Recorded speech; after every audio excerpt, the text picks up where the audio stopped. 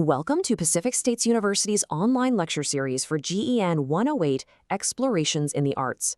Today, we are diving into the transformative power of the Enlightenment, and specifically how a massive revolution in human thought completely reshaped the visual landscape of the 18th century.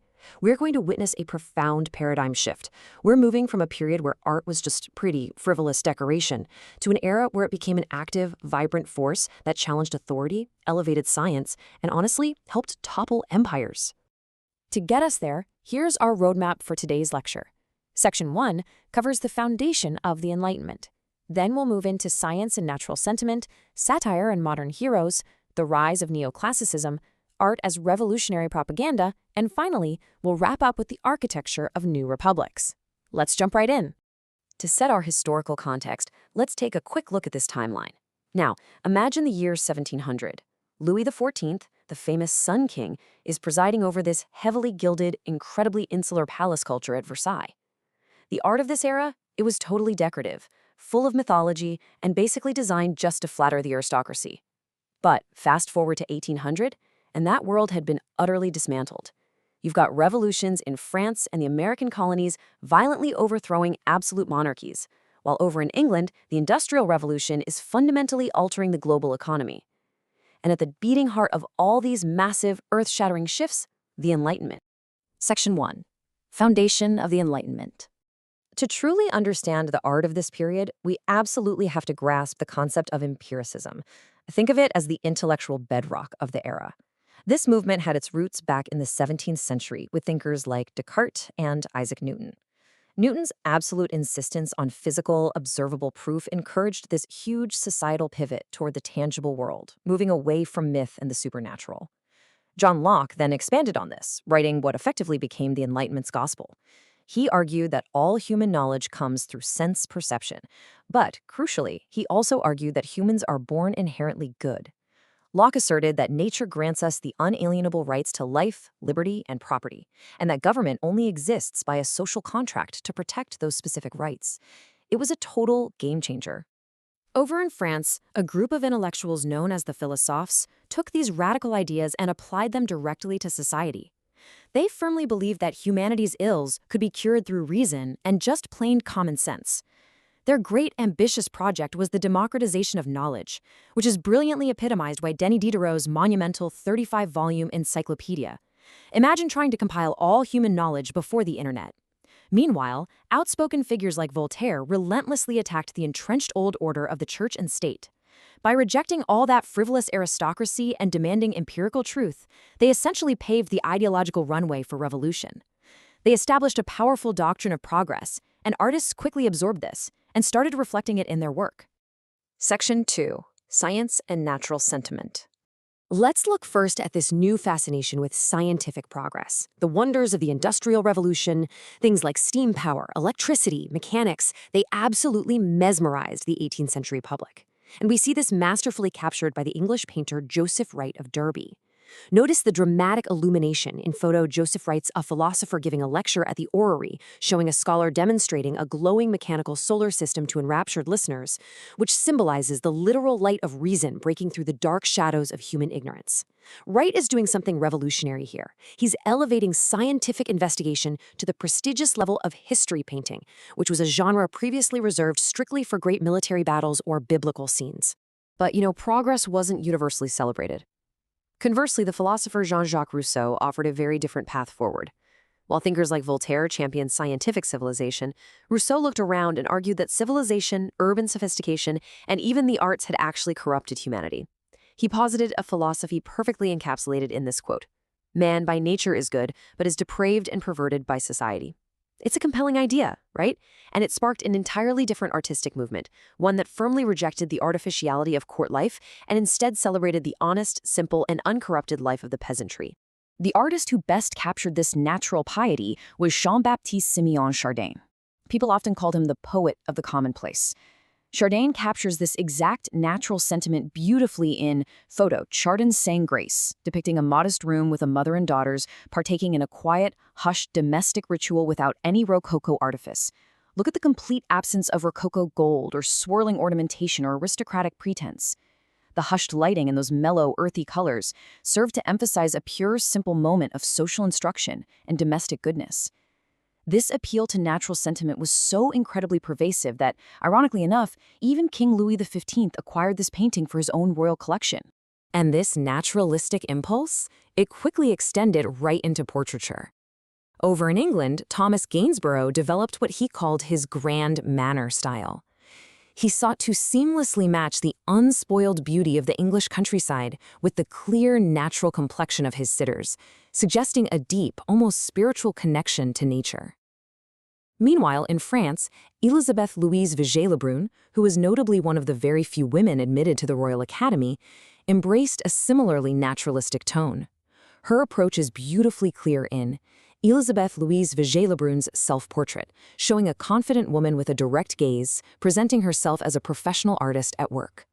Though her clothing retains hints of the late monarchy style, her independent, engaging stance completely rejects all that serpentine Rococo frivolity.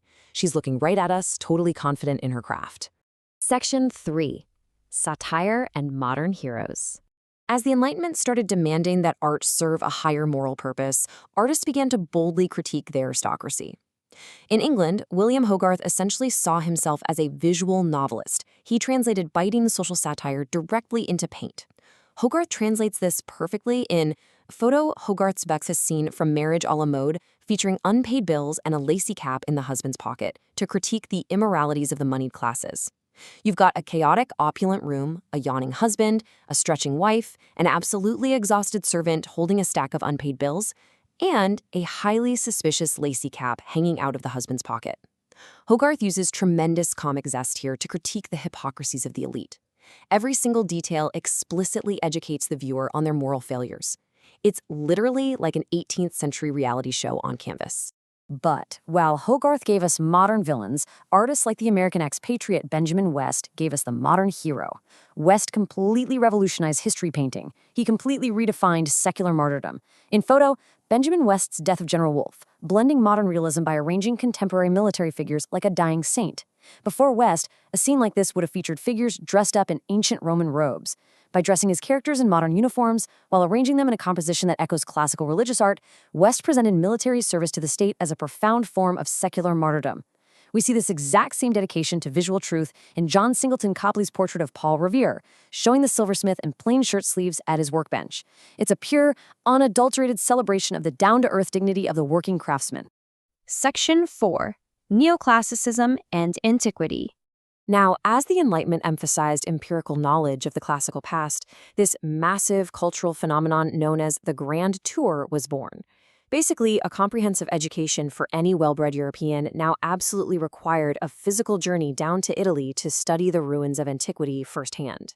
Naturally, these wealthy tourists wanted high-quality pictorial souvenirs to bring home. The Venetian artist Antonio Canaletto totally capitalized on this.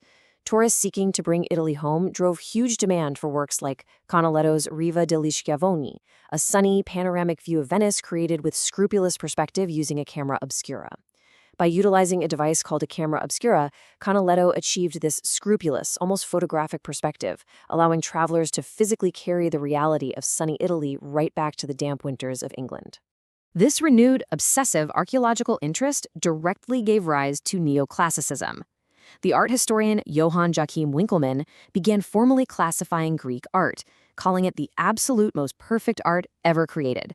This perfectly mirrored the Enlightenment's desire to rationally order human knowledge. Artists were quick to adopt this style. Angelica Kauffmann perfectly illustrates this shift in Photo, Kauffmann's Cornelia presenting her children as her treasures, utilizing a severe Roman architectural setting to convey civic morality. In an unadorned Roman architectural setting, a woman in flowing white robes gestures proudly to her children, completely ignoring a seated woman displaying a lap full of shiny jewels. Kauffmann is illustrating the concept of exempla virtutis, a model of virtue. The excessive, swirling, over-the-top decorative motifs of the Rococo, gone. They've been entirely replaced by the simplicity and striking moral clarity of ancient relief sculpture. Section 5. Art as Revolutionary Propaganda. But you see, the aesthetic austerity of neoclassicism didn't just remain an academic exercise. Under Jacques-Louis David, it rapidly evolved into a very real, very powerful weapon of political propaganda. David firmly believed art's primary function was to instill patriotism. This ideological dichotomy is brilliantly structured in Jacques-Louis David's Oath of the Horatii, depicting three rigid brothers swearing an oath to die for Rome while curvilinear women weep on the right. Set in a stark, shadow-filled Roman hall, notice how David compositionally and ideologically pits masculine civic duty against feminine domestic emotion. The rigid men represent the Enlightenment ideal of unwavering loyalty to the state, while the weeping women represent traditional domestic despair. It's intense, right? When the bloody reality of the French Revolution finally arrived, David essentially became its minister of propaganda. His main task was to elevate the violent chaos of the present into timeless, heroic myth. During the revolution, David created Voto, David's Death of Marat, showing the assassinated leader slumped in his bath, visually echoing Michelangelo's Pietà to create a saintly martyr for liberty. Notice that stark, dark, empty background that forces your focus entirely onto the figure. By intentionally basing Marat's lifeless, hanging arm on the traditional depiction of the dead Christ, David manufactured a secular altarpiece for the new republic. He visually engineered a messy, brutal political murder into a clean, saintly martyrdom. Section 6. Architecture of New Republics. Finally, let's look at how the Enlightenment physically shaped the spaces where these new democratic republics actually governed. If empirical reason and classical morality were the new ideals, well, they needed to be built in stone. In France, we see this in Jacques Chermay Soufflot's Pantheon, combining the geometric, rational harmony of a Roman temple with the logical engineering of a Gothic cathedral.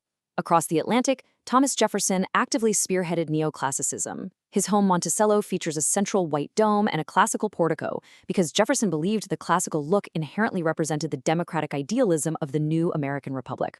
And this classical overlay extended to sculpture, too. Classical morality was captured brilliantly in Photo Houdon's statue of George Washington leaning on 13 Roman fosses with a plow, linking him to Cincinnatus. Washington rests his hand on a bundle of 13 Roman fosses, symbolizing the 13 states, and stands right next to a farming plow. It directly links him to Cincinnatus, the legendary Roman dictator who famously resigned his absolute power to peacefully return to his farm. What a powerful message for a new democracy. As we wrap up this lecture today, I want to leave you with a question to really mull over. How does changing the way we think inevitably change the way we see? The 18th century took us on a profound journey, from the gilded, frivolous salons of the Rococo aristocracy to the stern, rational marble columns of the modern republic. This century stands as definitive proof that art is never merely a passive mirror of history. It is a powerful catalyst for monumental change. Thank you so much for joining me today, and I look forward to seeing you in our next session.